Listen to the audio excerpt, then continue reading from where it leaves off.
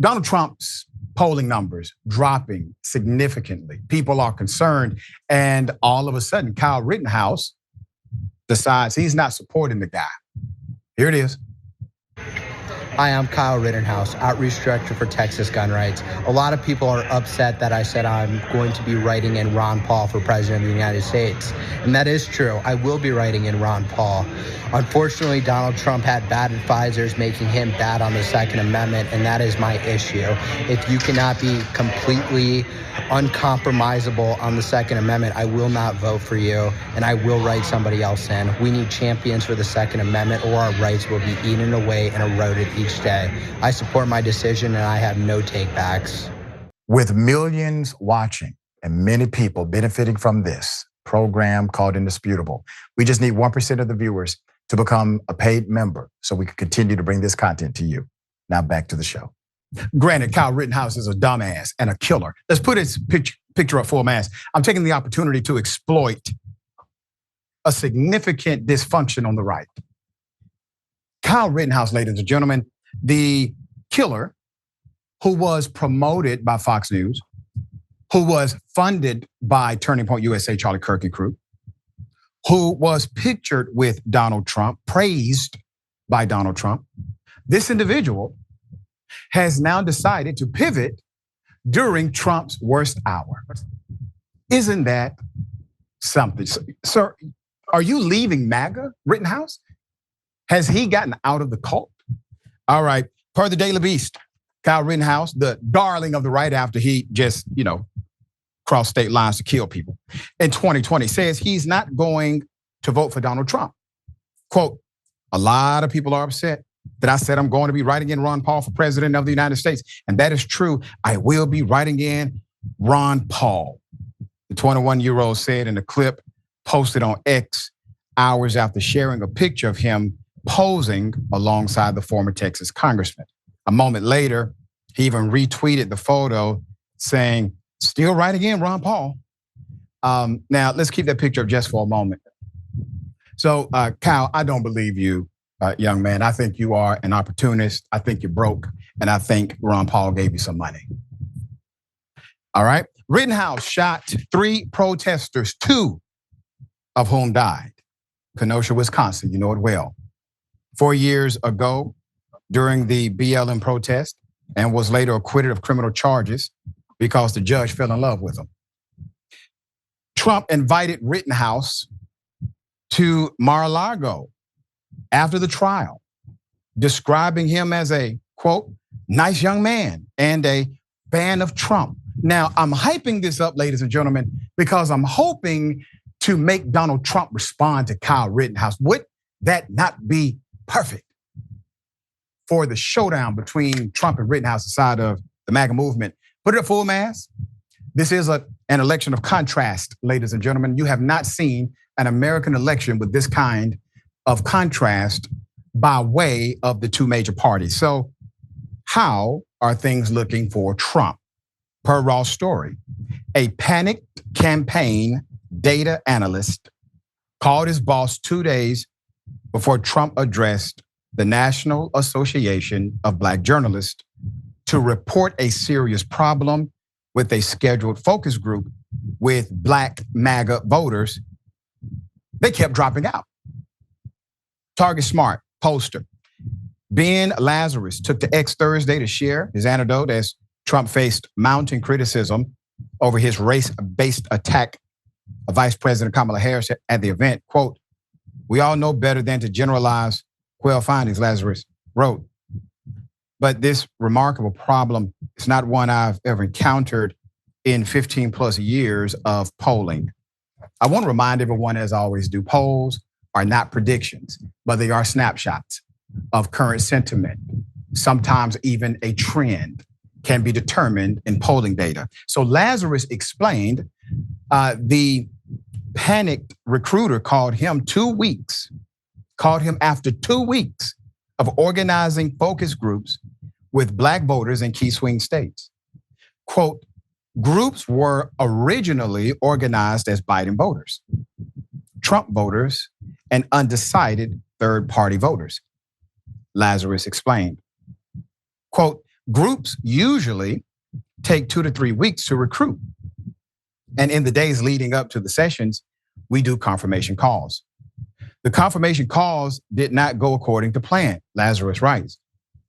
Quote, 2 days before the Black Trump voter group, my recruiter reaches out to me in a mild panic.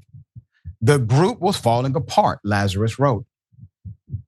Of the 7 Black Trump voters versus Biden, we originally recruited just 2 weeks earlier. 3 had to bail because they were now supporting Harris. Recent polling data has told a similar story. Understand what Lazarus is saying here. He's done polling data for over 15 years. He has said on record, he has never seen this kind of shift or turnaround in focus groups. Focus groups, once again, are people, okay? The turnaround is not a swing, meaning more popularity is coming to the left or the right based on the undecided voters taking a side. That's common. He's saying people who said they were supporting Trump are now supporting Harris.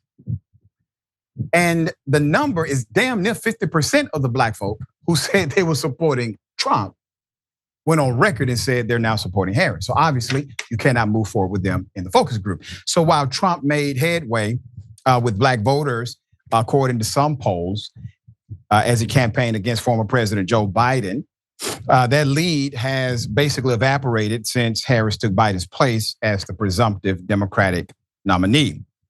This might explain why Trump chose to do a live interview with 3 journalists at the NABJ in Chicago on Wednesday. So the impact of Trump's responses, among them that he was the best president for Black Americans since Abraham Lincoln, and interviewer Rachel Scott was horrible and nasty, remains to be seen. One Fox News pundit called Trump's performance an absolute dumpster fire as well. All right, so here it is. This should not even be close, but it is because we are so corrupt and stupid as a country. When they report that Kamala Harris is now dead heat with President Trump, that's a bunch of baloney, right? It is the most massive lie. For people to understand, why are they doing this? They're still planning on stealing. They think they can steal the election. So the only way people will accept it is if they show polls. See, this is just what the polls show. So that is how, I don't know if people understand, this is the way. We haven't had a real election, a real presidential election in our nation in over 50 years. They have not, the proof is kind of out there, but it'll be out there more. We have not had unfraudulent elections forever, practically. And so, but the way they do it, in order for the people not to catch on, they have to push polls. The poll pushing is first stage and the most important stage of the steal, because they can just say, well, all the steal shows, and they don't have to call it steal, is what our polls have been showing. And so this is part of the strategy. This is how Jesus became white, because of rhetoric from people like that, okay? Sir, I'm just gonna go on record and say, I agree with you, MAGA. These elections are horribly compromised. Unfortunately, that means it's better for you not to even vote. I mean, what you gonna do, man? It's already done. All right? I got you, man. I feel you. All right, Mayor Mondale, the election already rigged. It's already fixed. So why would anybody in their right minds go out to vote, man? What's going on here? You say anybody in their white mind? Listen, it's so beautiful that Lazarus wrote this. Yes. Right?